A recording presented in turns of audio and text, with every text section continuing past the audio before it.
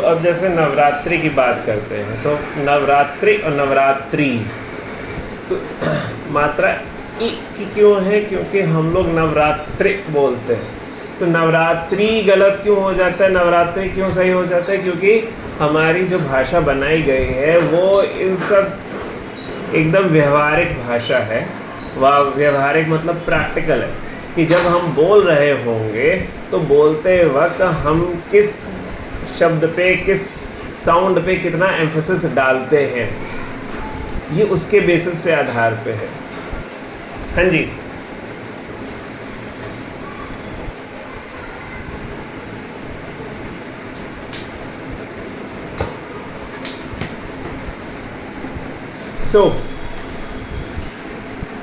ये मैं आपको क्यों बता रहा हूँ? बिकॉज इन हिंदी भाषा, अरे चाहे फोनिक्स हो चाहे कोई भी चीज़ हो, वो इन्हीं सब रूल्स पे बनी हुई है।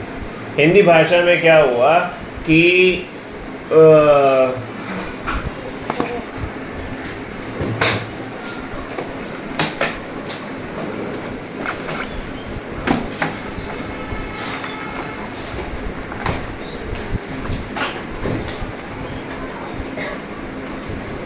हिंदी भाषा में क्या हुआ कि आपके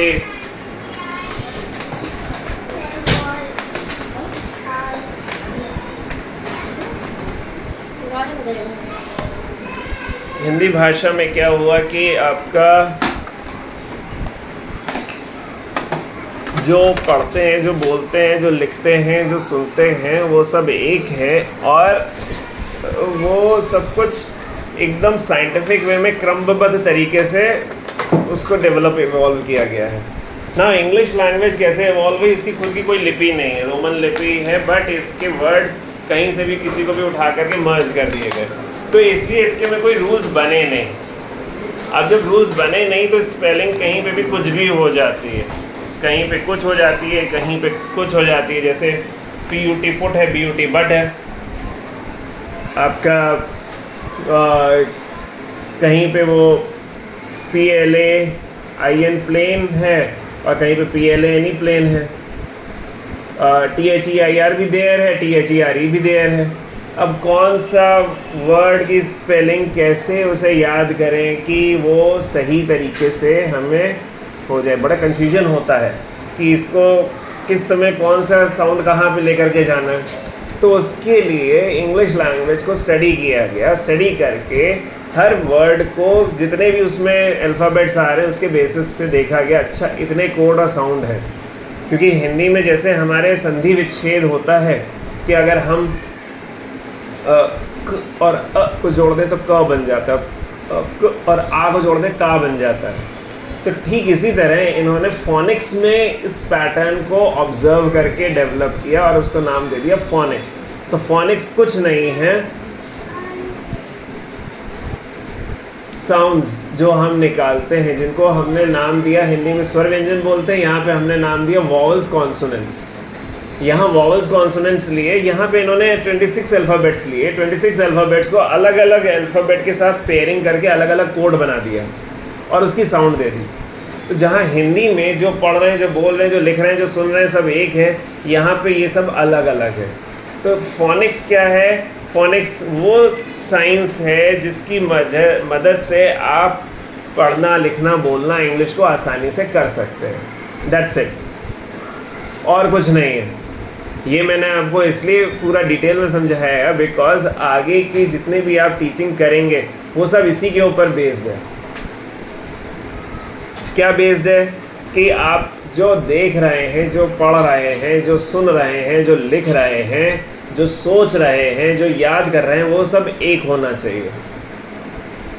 और इंग्लिश और हिंदी की साउंड्स में कोई कनेक्शन नहीं है। ये इंडिपेंडेंट साउंड्स हैं, ये इंडिपेंडेंट साउंड्स हैं। इतना क्लियर है? अब इंग्लिश में सबसे पहली चीज़ आती है identification, recognition of code and sound. तो recognition of code and sound क्या है? जैसे मैंने कहता हूँ हिंदी में सब एक है, इंग्लिश में अलग अलग,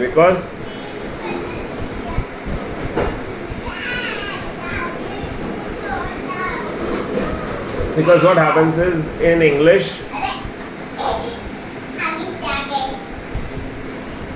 हिंदी में अ को अ बोलते हैं, अ लिखते हैं, अ पढ़ते हैं, अ ही याद करते हैं। आ को आ लिखेंगे, आ पढ़ेंगे, आ बोलेंगे, आ याद करेंगे। अब यहाँ पे क्या है, ए को हम बोलते ए है, ये कोड नेम हो गया। साउंड इसकी कभी ए हो जाती है, कभी ए हो जाती है, कभी आ हो जाती है, इसकी साउंड बदलती रहती है। तो जब ये अकेले होता है तो ए साउंड है।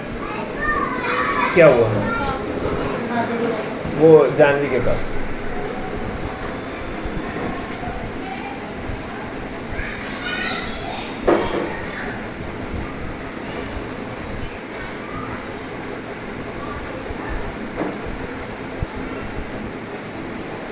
इसकी आवाज़ बदल जाती है। ए की साउंड अकेले आएगी तो ए है, आई के साथ आएगी तो ए है, वाई के साथ आएगी तो ए है, ए डैश ई की साउंड भी ए है, और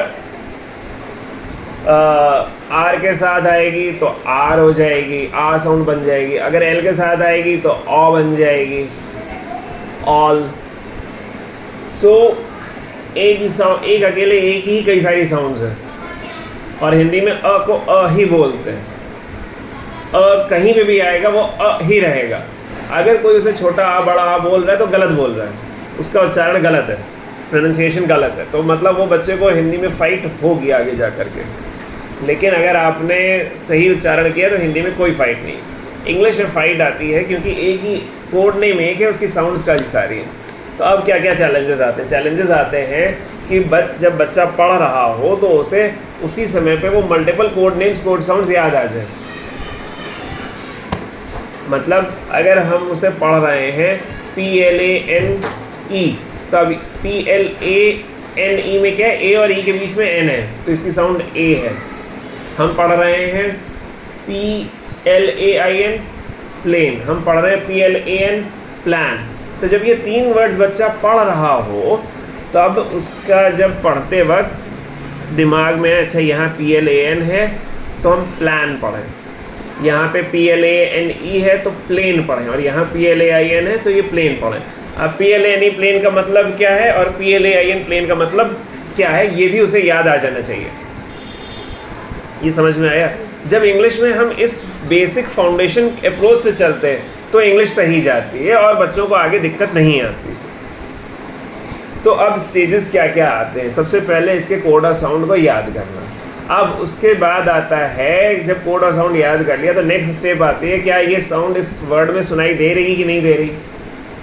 तो पहले recognition of code and sound, फिर आया आइडेंटिफिकेशन ऑफ साउंड कि अगर मैंने बोला है केक, तो केक में ए साउंड आ रही है कि ए साउंड आ रही है कि ए आ रही है?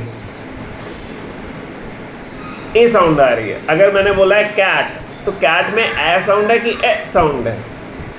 ए और ए में डिफरेंस है, A is for A is for E. तो अगर मैंने बोला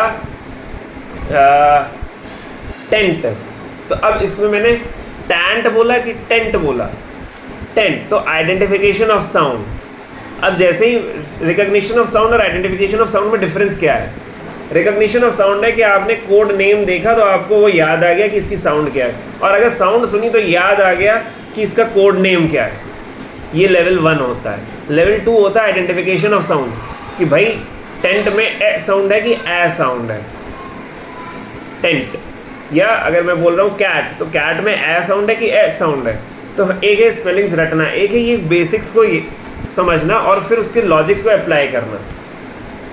ठीक है, तो जब हम ये बेसिक्स को करते हैं तो उसमें सबसे पहले रिकॉग्निशन ऑफ कोड साउंड आ जाता है, फिर आइडेंटिफिकेशन ऑफ साउंड आ जाता है, फिर उसके बाद आता है अब हमें वर्ड्स रीड करना है और राइट करना है। तो blending of sounds and codes आता है और segmenting of sounds and segmenting of codes आता है। ब्लेंडिंग एंड सेगमेंटिंग क्या है? संधि विच्छेद। तो जैसे कमल में कितनी आवाज़ है? कमल। ऐसे ही हम लोग ये पूछते हैं कि भाई अगर कैट लिखा है तो इसमें कितनी साउंड्स हैं, कितने कोड्स हैं? तो ये हो गया segmenting. First code is C, second code is A and third code is T. लेकिन हम लोग इसे साउंड बेसिस पे रीड करवाते हैं। तो साउंड बेसिस पे रीड करवाने के लिए हम लोग क्या करते हैं? What is the first sound, what is the second sound, what is the last sound, how many sounds. तो how many sounds identification of sound का क्वेश्चन हो गया। और जो प्लेस ऑफ साउंड है वो भी आइडेंटिफिकेशन ऑफ साउंड का हो गया। अब what is the code name of the first sound, तो ये recognition of code and sound का पार्ट हो गया। ये समझ में आया आपको? तो जब हम वर्ड रीड करवा रहे हैं, तो अगर हमने कैट को रीड करवा रहे हैं, तो अब हमने क्या करा, what is the how many sounds are there, पहला question identification of sound. What is the first sound, what is the second sound, what is the third sound. तो अब इसको करवाने का बेस्ट तरीका क्या होता है, पहले हम लोग जब रीड कर रहे होते हैं तो हम लोग चलते हैं सेगमेंटिंग ऑफ कोड से, कि what is the how many codes are there, 3, what is the first code, what is the second code, what is the third code. तो ये आइडेंटिफिकेशन ऑफ कोड्स हो गए। अब हमने कहा what is the sound of C, what is the sound of A, what is the sound of T. ये हमने recognition of sound use किया, कि कोड की साउंड्स बता दी। अब हमने क्या किया, ब्लेंड ऑल द 3 साउंड्स, क आ कैट, ये हो गया ब्लेंडिंग ऑफ साउंड्स। तो जब भी कोई हम लोग वर्ड रीड कर रहे हैं CAT, तो with in fraction of seconds ये सारा प्रोसेस ब्रेन को कर लेना होता है। ये क्लियर हुआ? अब इसका दूसरा पार्ट आता है कि मैंने कैट डिक्टेट किया और आपको लिखना है। तो अब आपने क्या किया, कैट वर्ड सुना, सुनने में सोचा कि इसमें एक्ट मतलब आइडेंटिफिकेशन ऑफ साउंड, फिर आपने आइडेंटिफिकेशन ऑफ साउंड के बेसिस पे उसे सेगमेंट किया, first sound, second sound, third sound. तो that is again segmenting of sounds. Segment करने के बाद अब आपने उसमें क्या किया, कोड्स अलॉट किए, that is recognition of sounds and codes. क की साउंड है C, ए की साउंड है A, की साउंड है T। अब हमने उसे तीनों को एक साथ लिख दिया ब्लेंड करके। ये आपको प्रोसेस समझ में आया, इधर से इधर का और इधर से इधर का। मतलब रीडिंग में हम लोग सेगमेंटिंग ऑफ कोड से स्टार्ट करते हैं, ब्लेंडिंग ऑफ साउंड्स करते हैं, और जब हम लिसन एंड राइट कर रहे होते हैं तो सेगमेंटिंग ऑफ साउंड करते हैं एंड ब्लेंडिंग ऑफ कोड्स करके, ब्लेंडिंग ऑफ साउंड करके, और फिर हम लोग वर्ड रिपीट कर देते हैं, या वर्ड लिख देते हैं, सॉरी। लिसन एंड राइट में साउंड्स को सेगमेंट किया, फिर उनको कोड्स अलॉट करे, और फिर कोड्स को ब्लेंड करके लिख दिया। ये समझ में आ गया? Any doubts, any questions?